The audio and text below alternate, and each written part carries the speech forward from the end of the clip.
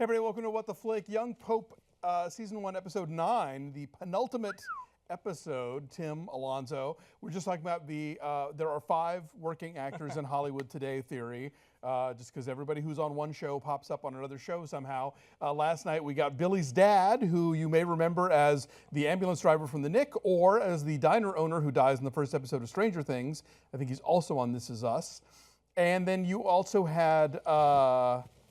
who was it? Oh, and then Kurtwell's assistant is Schneider on the new One Day at a Time. So, you know, you get that one gig, and then all the other gigs just line up, I guess.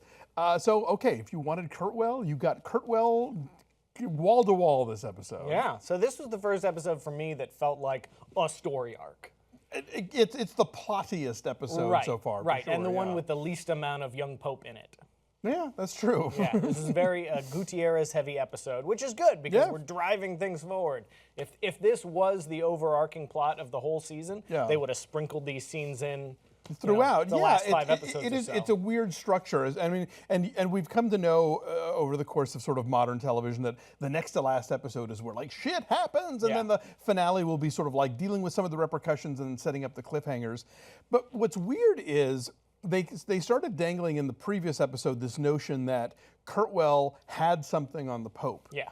Which he didn't. And he thinks he does, though. He thinks he does, but the Pope would have no idea of knowing that he had those letters. Yeah. So if the Pope Lenny left those letters in the desk, has no idea that Kurtwell has them, so he has no idea that Kurtwell has what turns out to be nothing but what Kurtwell thinks is a thing.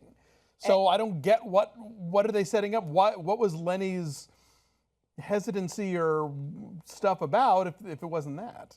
I never really saw any hesitancy in Lenny.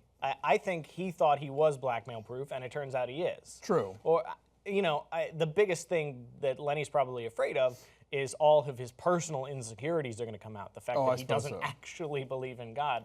If Tommaso were to go to the press and say the Pope doesn't believe in God, here's the proof I have. I don't know what proof he would have. But that's something that shakes the foundations of the Catholic Church. Although, now, of course, we also finally get our answer about what happened when he was a child that makes Sister Mary constantly refer to him as a saint. And it's like, okay, so we've now seen him heal a sick woman as a child, and then as an adult, like, heal a woman's infertility, presumably. And yet he still doesn't believe in God. And so what happens if you're somebody who performs miracles but doesn't believe in God? Do you think, is it all you? It's funny that he doesn't ask God for things. He demands things of God. Yeah. You must That's do true, this. yeah. That's his. And it's funny, you know, when he does this, I was reminded of our whole conversation early on about the static on the radio. Yeah. You know, and like this is his antenna. Tuning to the frequency. Exactly. Yeah. That's so funny. In fact, isn't that a line in Raiders of the Lost Ark? It is an antenna for speaking to God. Yeah. You know, this is his antenna, the arms up. So Kurtwell, the king of queens, apparently. Like nobody wants to cross him. Thank you. And Gutierrez is just like drinking a lot and not really getting super far with his investigation, or at least not getting anybody who wants to go on the record. Right.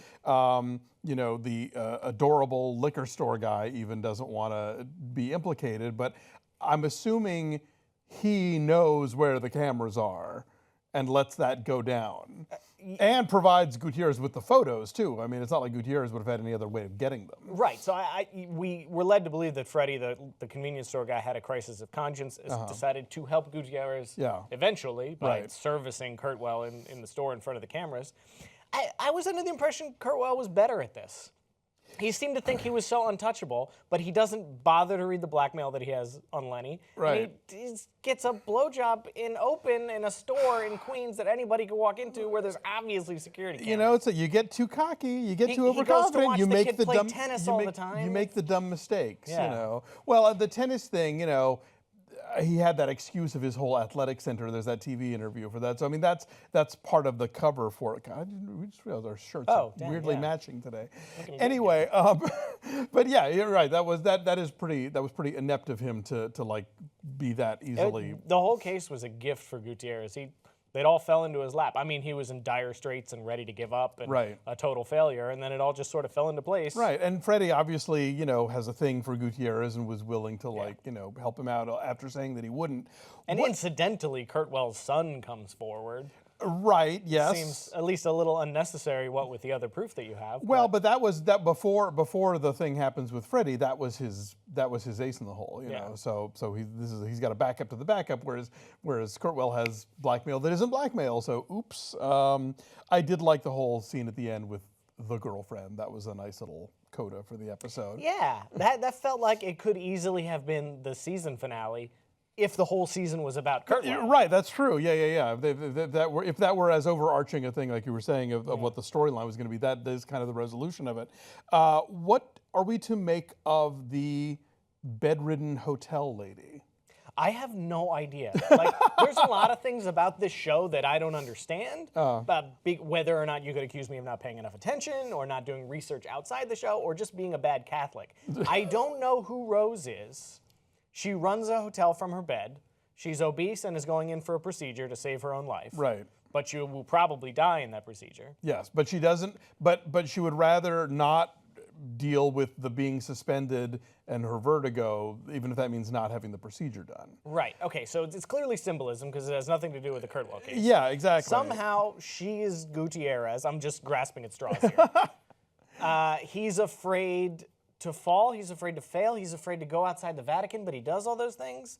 I don't know. She goes back in. Yeah, like he's afraid to confront things that are going to reveal. You know, again, like it's that whole thing of like, is he also a pedophile, and that's why he doesn't want to investigate Kurtwell? I thought that was going to be the case, but the show never gave us any of that. So. Well, not yet, anyway. Yeah, it's confusing. I mean, they do tie in the stuff with like her security cameras and the liquor store security cameras, I guess, which is sort of a visual metaphor, but I don't know that it really. But we never have that like Sherlock moment. Aha, the cameras. I'll check them. Right. Yeah. No, I don't really know, but maybe we'll get to that. Spencer dies, so it's like, well, I guess it's a good thing he didn't become Pope then. That would have lasted a year. And he held on to hear, and for us to hear, the story of Lenny's miracle. Yes. But then immediately after, Lenny starts to sob uncontrollably, which harkens back to when he told the Sri Lankan nun, you know, if you cry at the death of a loved one, you don't believe. Oh, that's right. You're not a believer. I forgot about that. Good callback. So Lenny, I mean, we knew Lenny didn't believe, but here is the proof for everyone outside the room. that's true. You know, Interesting. He's either a hypocrite or he's revealed his hand. And I got to say, Jude Law, not the best crier. No. You know, it's a tricky thing to pull off, and you have to make your face do weird things. Look, Claire Danes is on Sunday nights too, and she's like the unassailable queen of this generation. Like nobody cries like Claire Danes. She has raised the bar, and Jude Law is just not at Claire Danes' level. I was actually impressed with Gutierrez's single tear when he realized that he had the evidence from the son coming forward. That was and nice. He's sad because, you know, you have to drag up all this stuff with the son, but he's completed his mission. Right. Yes, and he gets to go back to the Vatican. He gets to go back. That's his main. His shift thing. is over. Get me out of here. Excited. You know. Not much. Like the Voyello Mary stuff doesn't really come up this episode. No. Got Rose. We got Spencer. You know, I'm trying to. He leaves the picture. We see Esther again on the beach in Austria. Because this security guard can afford a beach house in Austria. I mean, I don't know what real estate's like in Austria. Well, I mean, he's private security now. So, you know, and once you've been in the Swiss Guard, like that's, you now get to be private security for like celebrities and politicians and stuff. So it also means that Esther left her child out on the beach unattended long enough for Lenny to walk up, put down a picture, and leave, get in his helicopter, and fly away. That was the sort of attentiveness that point. Esther, who was desperate for a child for her entire life, gives now that she has. Now she's completely oblivious, can't be bothered. So, what do you think the show is? I mean, what's to wrap up now, and what's to sort of leave us for this season 2 that we know we're getting now? Well, we're not done with Kurtwell. He goes to the Vatican. That's true. Yeah, he's got to face put on the music. trial. It seems as though it'll be an open and shut case. What that means for the church, we don't know, and I would love for them to dive into that. The one thing we didn't talk about was actually, but one thing I didn't want to throw out real quick though is that Freddie, is it this liquor store guy? Yeah, is not underage, is he?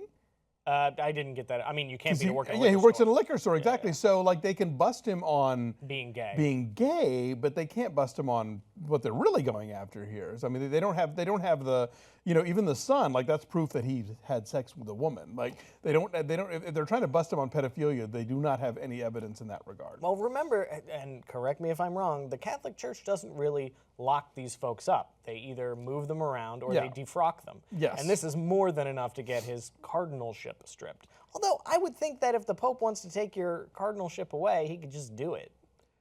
I would think there would have to be cause. Okay, now they got cause. They have cause for that, certainly. Is he a cardinal? I think he's an archbishop. Sorry. But you're right, yeah. They can strip him of the title, they can move him out to Fairbanks, Alaska, or whatever, Ketchikan, as he does. Which I've actually heard is one of the milder parts of Alaska. I don't know why that joke is like the Arctic Circle, but Ketchikan seems to be nice. Well, because that's, it's funnier that way, and Ketchikan is funnier to say. It's like being sent to Moose Jaw, Yeah. But yeah, I mean, and that was part of the thing with the, when the Catholic Church did finally start taking the child abuse stuff seriously, they were still not really prosecuting almost anybody ever. I mean, has a single priest gone to jail for this? I can't speak to that. Do they just go to like church jail? I don't know. You'll tell us in the comments. But it's called hell. Well, the church, yes. There you go. So I'm kind of curious to see where this goes. I have a halo today. Ooh, I'm right nice. in front of the. I got devil horns. There you go. Oh, you do. I like it. This is better than having my Downton Abbey bunny ears. So the last thing that we didn't talk about yet is the cold open with Spencer and Lenny talking about abortion in the Sistine Chapel. Right. So these opening scenes seem to be, and correct me if I'm mistaken, but Sorrentino having the progressive discussion that we all want to have with the church. In the first episode, it was Lenny's dream homily, and in this episode, it's Spencer saying, "Be reasonable, man. These are different times." Yes. I didn't know what ensoulment was, but that was an interesting thing to look up. Right. And Lenny sticking to his guns, saying no, it's absolutely unforgivable, and there's no flexibility in this ruling. And it's, and I think we're sort of meant to look at Lenny's intractability as being hand in hand with his lack of belief, in that if he doesn't believe in God, that only leaves the church, and to believe in the church and only the church means that it's all about the written law and about the letter of the law, not about the spirit of the law, and not about humanity, and not about the grander ideas, but just about like, we says this and this is that, and so we have to go by it, and which means you're dredging up freaking Leviticus, which is heaven help us all. He's got the passages ready to go: eye for an eye, stripe for a stripe. Yeah. Foot, tooth, hand. Who says an eye for an eye leaves the world blind? Was it Jesus or was it somebody else? Is that Hammurabi's code? Maybe, oh my God, the comment section is going to roast Shakespeare, me. I don't know. I meant to Google it and I forgot, but it is one of those things. Gandhi? Wait, Gandhi. Somebody said it. Our team says Gandhi. Oh, Gandhi. Okay, well, good one. All right, so that works. So I think obviously. If there isn't an arcing thing for this season, it is that is Lenny destroying the church, and is Lenny destroying the church by being the most Catholic pope imaginable?